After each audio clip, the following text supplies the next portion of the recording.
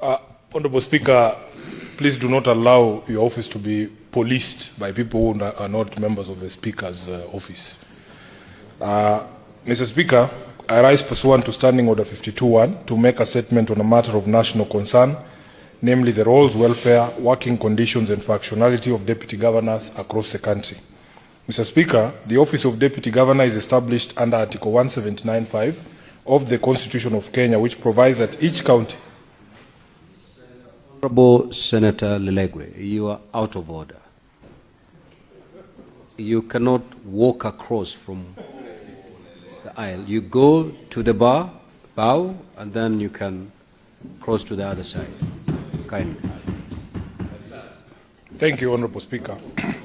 Mr. Speaker, the Office of Deputy Governor is established under Article 179(5) of the Constitution of Kenya, which provides that each county shall have a county executive committee comprising the governor and deputy governor, as well as members appointed by the governor with the approval of the county assembly from among persons who are not members of the assembly. This constitutional architecture is intended to ensure continuity of executive authority in the county, including enabling the deputy governor to assume the roles, functions, and powers of the governor as may be required. However, Mr. Speaker, this constitutional office has increasingly been rendered ineffective by some governors. Holders of the office have consistently reported denial of official vehicles, arbitrary closures of their offices, withholding of budgetary allocations to facilitate the office, and a blatant disregard of the spirit of the Constitution in the administration of devolved units. The offices of governor and deputy governor are meant to complement each other while providing stability and continuity for the county. Instead, many deputy governors now operate merely at the mercy of governors, reduced to peripheral roles, deployed on a whim and shut out from access depending on gubernatorial moods.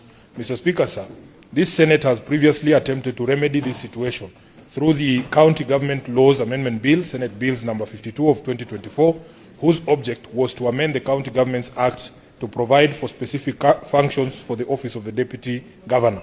We are yet to prioritize this bill and accelerate its passage into law, so as Senator, to give... Senator Fakelefe, a seasoned member of this House, you know you cannot come in between the chair and the senator speaking. Proceed, Senator for Nairobi. As I was saying, Mr. Speaker, we are yet as a House to prioritize this bill and accelerate its passage into law, so as to give clarity, protection, and proper legitimacy to this office.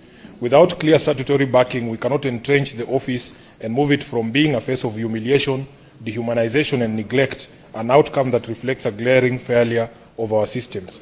Focused action on this matter would help bring to an end the current administrative ambiguity and strengthen executive coordination within county governments. Mr. Speaker, even as we await action on that law, it is imperative that we as a Senate, in exercising our oversight mandate pursuant to Article 96 of the Constitution, launches an inquiry into the welfare and working conditions of all deputy governors.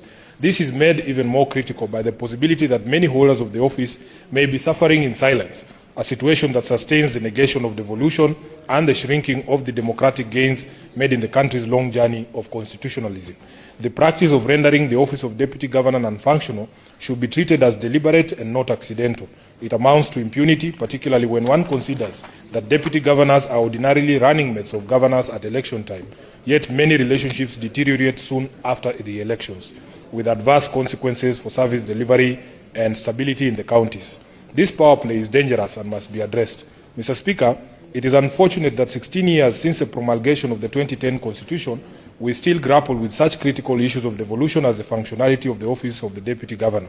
Additionally, the abuse of power by some governors in their relationships with their deputies is testament to the fact that a new constitution does not by itself eradicate old regressive habits and attitudes. For this reason, I urge the Senate to stand firm as the institution of last resort in safeguarding devolution, serving as vigilant watchdogs of the Constitution where other institutions have faltered. The plight of deputy governors may be one of the many constraints to effective devolution, but while it is before us, we have no option but to resolve it in a manner that assures citizens that this House remains true to the ideals of the Constitution. I thank you, Honourable Speaker.